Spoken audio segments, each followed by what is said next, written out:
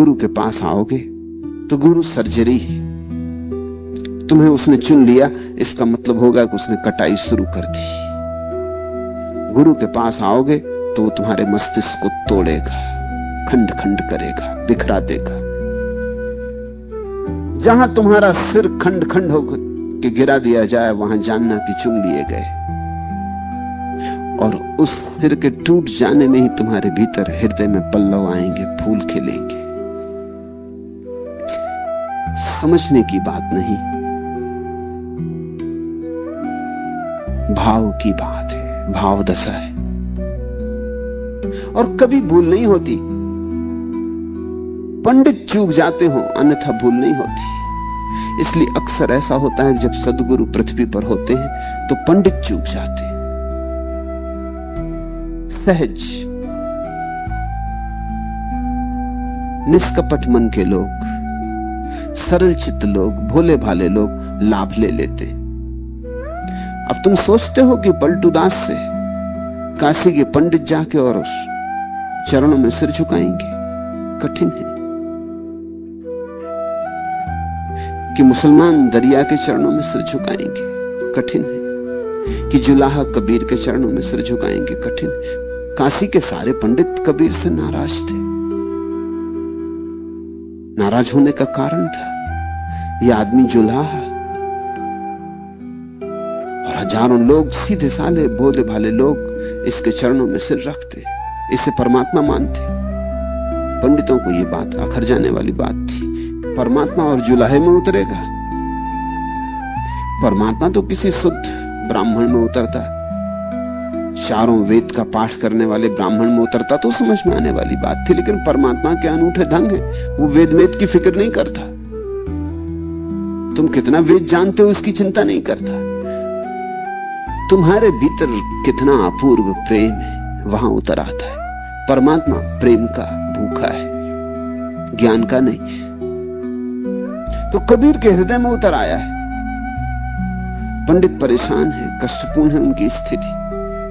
जुलाहे के जीवन में ऐसी ज्योति जली, वो देखना भी नहीं चाहते, मानना भी नहीं चाहते, देख भी ले तो आंख बचाना चाहते। काशी के पंडित भर वंचित रह गए। कबीर का ये अपूर्व जो लाभ था, सिर्फ पंडित चूके। सीधे साधे भोले भाले लोग जिनके पास ये हिसाब किताब नहीं था कि वेद जाने कि न जाने कि हिंदू हो कि मुसलमान हो, वे सीधे साधे लोग खींचे चले आए, जैसे चुंबक के पास लोहे के कण खींचे चले आते। उन्होंने लाभ ले लिया, वे इस अमृत को पी गए। ये सदा से हुआ है और ऐसा लगता है कि दुर्भाग्य ये सदा ऐसा ही होगा। दुर्भाग्य से जानकार अपनी जानकारी के कारण इंच भर नहीं सरक पाता। उसका न्यस्त स्वार्थ है, उसकी जानकारी बाधा डालती। अज्ञानी उतर जाता अज्ञात में। कोई जानकारी तो है नहीं, कुछ भय भी नहीं, कुछ खोता भी नहीं। जिनके मन में बड़ी धारणाएं हैं, पूर्व धारणाएं हैं, वे कहीं भी नहीं जा पाते, क्योंकि पूर्व धारणाएं सभी जगह अवरुद्ध कर देती। तुमने अगर पहले से ही कुछ तय कर रखा है कि सद्गुरु ऐसा होना चाहिए, तो तुम चूकोगे सद्गुरु से। अभी तुम्हें सद्गुरु मिला नहीं, तुम्हें पता कैसे कि कैसा होना चाहिए। तुम अभी खुली आंख रखो, अभी पक्षपात मुक्त रहो, अभी तो कहो कि देखेंगे, होगा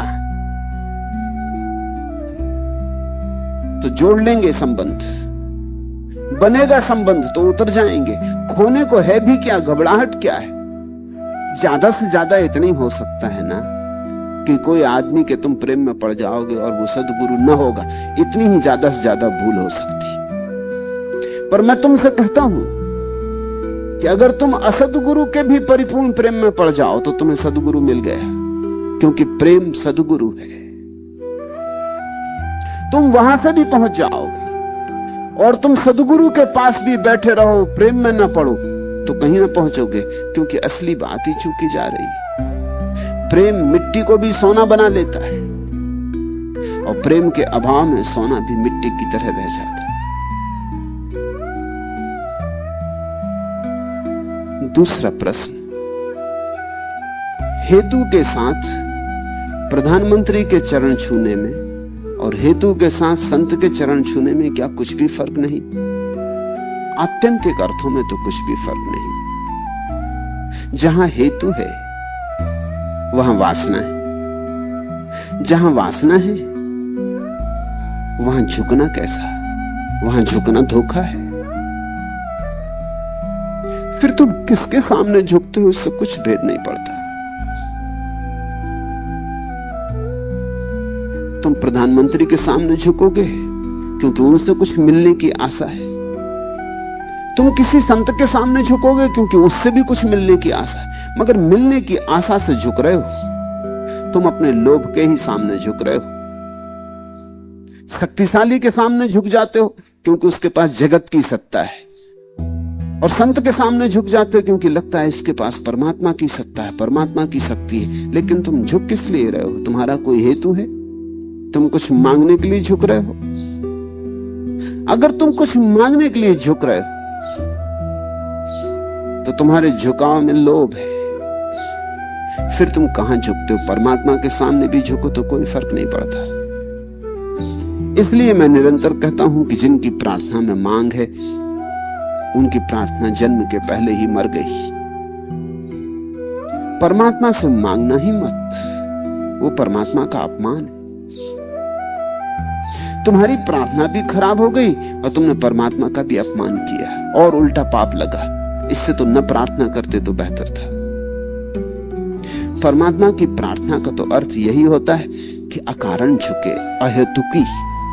अब तुम्हारा कोई हेतु नहीं, झुकने में मजा आया इसलिए झुके। स्वांतः सुखा है तुलसी रघुनाथ गाथा, मजा आया, स्वांतः सुखा है, कुछ और नहीं मांगना है। ये झुकने में ही आनंद आया। अकारण, कोई लक्ष्य नहीं, कोई उद्देश्य नहीं। उद्देश्य आया कि गंदगी आई, उद्देश्य आया कि संसार आया। हेतु अर्थात संसार। मैंने सुना है कि मुल्ला नसरुद्दीन कविता पाठ कर रहे थे। धीरे धीरे श्रोता खिसक गए एक एक करके, मगर मुल्ला अपनी कविता सुनाने में इतने मस्त थे कि उन्हें इस बात का एहसास ही ना हुआ। कविता समाप्त कर चुके तो उन्हें होश आया। श्रोता के नाम पर एक ही व्यक्ति मौजूद था। मुल्ला गदगद हो गए और उसकी लगे प्रशंसा करने। वह व्यक्ति अनायास अपनी प्रशंसा सुनकर खींच उठा, बोला, अजी बस करिए जनाब, मैं आपकी कविता सुनने नहीं रोका रहा। आप बस में से मेरा सूटकेस उतार लाए थे और मैं आपका, आप मेरा वापस कर दीजिए और यह रहा आपका। मैं यही राह देख रहा हूं कि कब आप कविता खत्म करो, और भी मुझे काम है। अब ये जो आदमी सूटकेस बदलने के कारण बैठ के कविता सुन रहा है, ये कविता सुन रहा होगा, ये गालियां दे रहा होगा कि बंद कर, कहां की बकवास लगा रखी, और भी काम है। हेतु है इसका तो काव्य से चूकेगा। तुमने अगर हेतु से गुलाब के फूल की तरफ देखा तो तुम गुलाब के फूल से चूक गए। तुम अगर माली हो और बाजार में फूल बेचने का काम करते हो और तुमने फूल गुलाब का देखा और तुमने देखा ठीक है 4 आने मिल जाएंगे कि 8 आने मिल जाएंगे, तुम चूक गए गुलाब के फूल से। 8 आने बीच में आ गए, वो 8 आने ज्यादा मूल्यवान है। गुलाब का फूल पीछे पड़ गया। इस गुलाब के फूल में जो अपूर्व घटा था, जो परमात्मा उतरा था, जो परमात्मा ने क्षण भर को झलक मारी थी, वो तुम चूक गए, 8 आने में चूक गए। गुलाब का फूल देखना हो तो बिना किसी हेतु के देखना, न बेचना है न तोड़ना है, इतना भी नहीं कि परमात्मा के चरणों में चढ़ाना, तब भी चूक जाओगे। तब भी तुम इस गुलाब के फूल को देखने से चूके, तब भी तुम इस परमात्मा को देखने से चूके। जहां हेतु आया वहां भूल हुई। जीवन में कुछ हिस्से रखो जो हेतु से मुक्त हो। वे ही क्षण प्रार्थना के, वे ही क्षण ध्यान के, वे ही क्षण परमात्मा के, सुमिरन के, सुरति के। घड़ी आधा घड़ी को तो हेतु छोड़ो। बाजार बाजार बाजार, पाना पाना पाना, और हर चीज के पीछे हिसाब। नमस्कार भी लोग करते हैं तो हिसाब से करते हैं, सिर भी उतना ही झुकाते हैं जितना मतलब होता है, उस आदमी के सामने झुकाते हैं जिससे मतलब होता है। जब मतलब निकल गया फिर कोई सिर नहीं झुकाता, फिर आदमी से कन्नी काट जाते, फिर आंख बचा के निकल जाते कि अब कोई नमस्कार न करना पड़े फिर इन सज्जन से, बात ही खत्म हो गई। तुमने भी देखा होगा, अपने ही भीतर देखा होगा, नमस्कार भी मतलब से। तुमने देखा छोटे मोटे गांव में अगर जाओ तो अभी भी देहात में लोग जयराम जी कर लेते हैं बिना कारण। तुम्हें जानते भी नहीं, तुमसे कोई पहचान भी नहीं, तुमसे कुछ लेना देना भी नहीं। एक अजनबी आदमी गांव से निकल रहा है और देखोगे कई लोग उससे जयराम जी कर लेते। शहर में ये नहीं होता, शहर में लोग ज्यादा समझदार हो गए, जिससे मतलब नहीं उससे जयराम जी क्या करना, अपना कुछ लेना देना नहीं है। ये आदमी अपने रास्ता जा रहा है, हम अपने रास्ता जा रहे हैं, जयराम जी क्यों करना, सिर भी क्यों हिलाना, हाथ भी क्यों उठाना। शहर में लोग ज्यादा समझदार हो गए, गांव में लोग अभी भी ना समझ यानी अभी भी भोले भाले। मगर गांव की बात में कुछ खूबी है, जब गांव में लोग बिना कारण जयराम जी कर लेते हैं तो वो ये कह रहे हैं कि कम से कम जयराम जी तो बिना कारण करो, और सब कर लेना कारण से, कि जिसकी जेब गर्म हो उसको नमस्कार करेंगे। तो फिर तुमने जयराम जी नहीं की। जयराम जी शब्द को सुनते हो? दुनिया में बहुत तरह के नमस्कार के ढंग हैं, लेकिन जैसा ढंग भारत के पास है वैसा किसी के पास नहीं। कोई कहता है गुड मॉर्निंग, सुबह अच्छी, मगर ये भी कोई बहुत बड़ी बात नहीं हुई।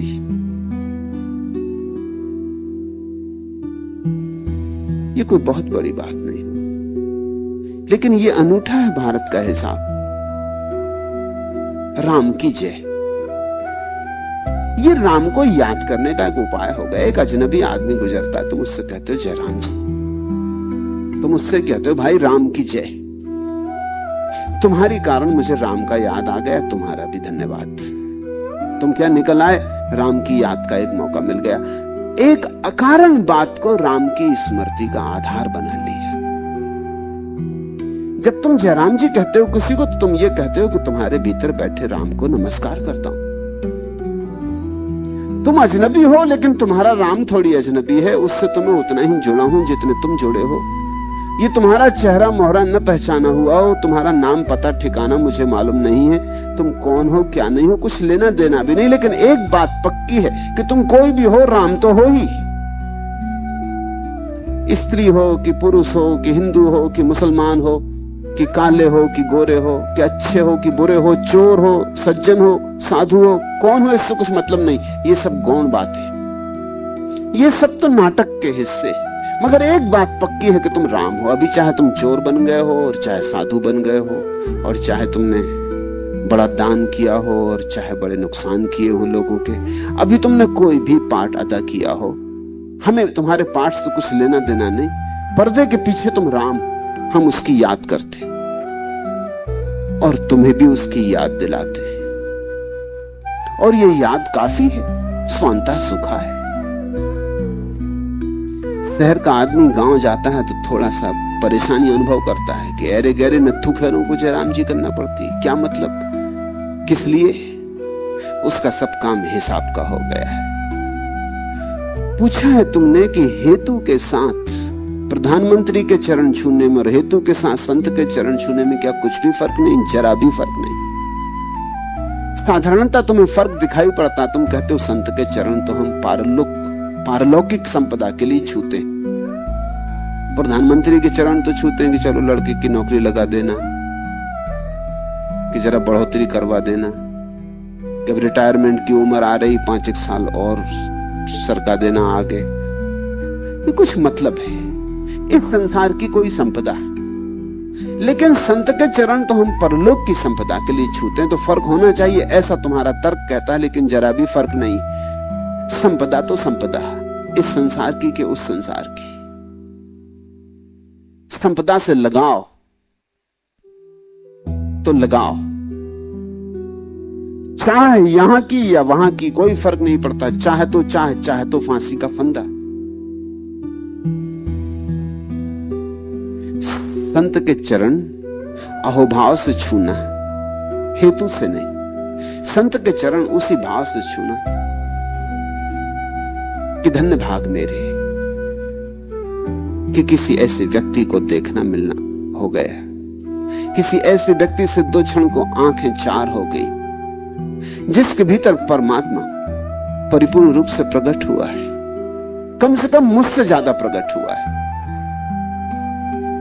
मेरा ही भविष्य, मैं जो कल हो सकता हूं, मुझे आज इस संत में दिखाई पड़ गया। बस इतना काफी है धन्यवाद के लिए चरण छूना।